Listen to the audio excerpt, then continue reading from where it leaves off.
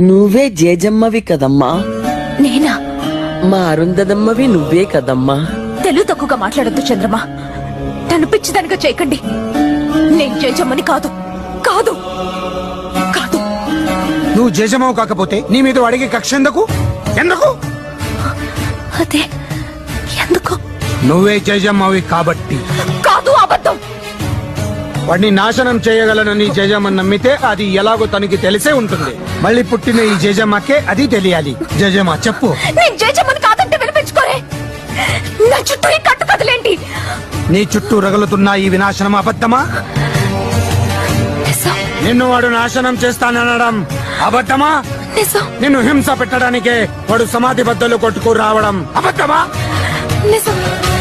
నిజమే. అప్పుడు నువ్వే జేజమ్మ అన్నది కూడా నిజం. నువ్వు మళ్ళీ పుట్టావుని అల్లా సాక్షిగా నేను నమ్ముతున్నాను.